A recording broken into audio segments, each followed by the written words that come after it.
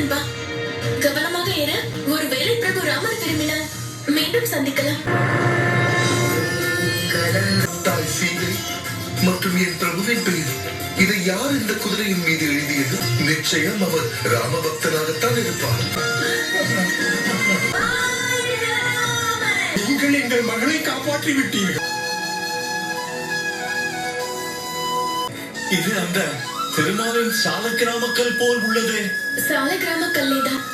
அதோட இதை அம்மா சரஸ்வதி அளித்ததால் இதில் அவசியம் ஏதேனும் சிறப்பு இருக்கும்.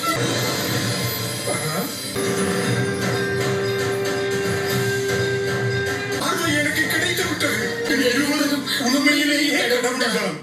இல்லை, கடவுள் அந்த பிரபு ராமர் தான்.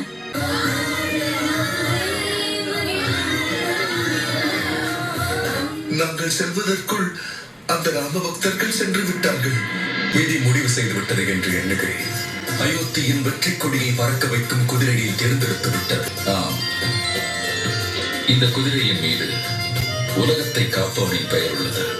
நாளை அயோத்தியின் பூமியில் அஸ்வமேத யாகத்தின் சங்கொலி ஒழிக்கும். ரகுகுல திலகன் வாழ!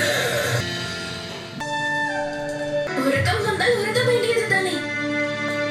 நான் தான் இருக்கிறேனே, காவல் காக்க. ஒரு நொடி கூட தாமதிக்கவே கூடாது. எனக்கு வெகு சீக்கிரம் பிரபு ராமர் மற்றும் அம்மா சீதையை தரிசிக்க வேண்டும். வெகுளியாக இருக்கிறார்கள். ராஜகுமாரி சீதை இன்னும் அயோத்தியில் இருப்பதாக எண்ணுகிறார்கள்.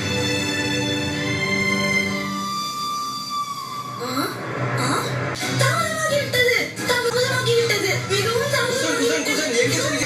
லவணன் எங்கே? லவன் இருக்கிறேன்.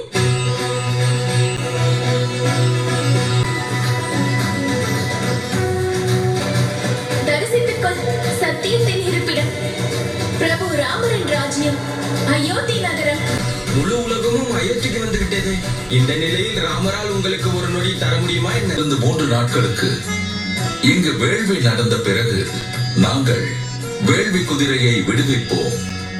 அது ராமராஜ்யத்தின் குடையை வெவ்வேறு ராஜ்யங்களுக்கு கொண்டு சென்று மீண்டும் நம்மிடம் வந்து சேர்க்கும். அண்ணா, துணை குரு கூறியது உண்மையாகிவிடப் போகிறது. நம்மால் பிரபு ராமரை சந்திக்க முடியும் அல்லவா?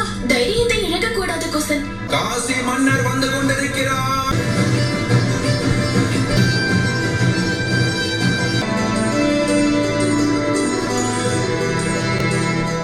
ராஜகுமாரர்கள் வந்திருக்கிறார்கள் என்று அவர்களுக்கு தெரிந்தால் அனைவரும் தலை வணங்கி நமக்கு வழிவிடுவார்கள். அது சரிதான். ஆனால் நாங்கள் முனிக்குமாரர்கள், ராஜகுமாரர்கள் அல்ல.